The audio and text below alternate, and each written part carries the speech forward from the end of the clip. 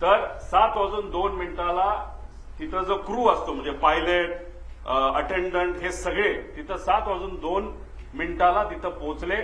कॅप्टनली check केलं बारामती एअरपोर्टला, तिथं फोन केला असेल, माहिती घेतली असेल, एटीसीशी बोलणं झालं असेल, बाबा तिथं विजिबिलिटी आहे का असा प्रश्न तिथं केल्यानंतर तिथं ऑल ओके 7:10 सांगण्यात आलं.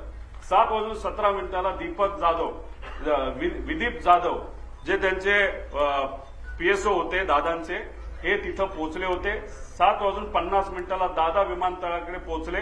7:56 विमान मुंबई विमानतळ रडारच्या संपर्कात आलं की मुंबईच्या एटीसीला सांगितलं आता आम्ही टेक ऑफ करायला तयार आहे. 8:10 आणि 51 हे टेक ऑफ झालं.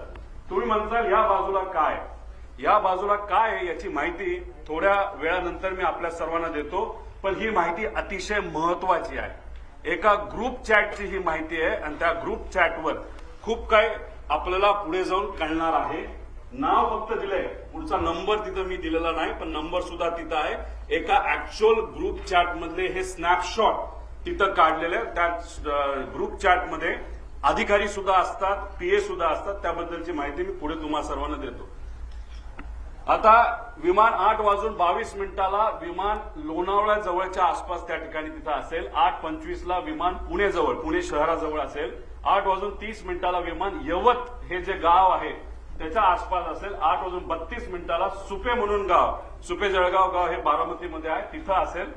8:43 ते 8:45 दरम्यान दुर्दैवी घटना, खरंच जी घटना अतिशय आपल्या डोळ्यांमध्ये पाणी आणते ती घटना या टाइमच्या वेळेस त्या ठिकाणी घडली. 9 वाजता दादा गंभीर जखमी आहेत.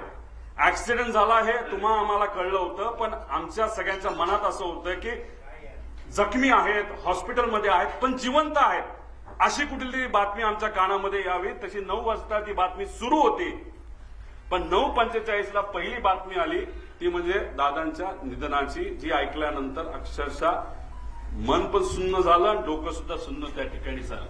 आता ही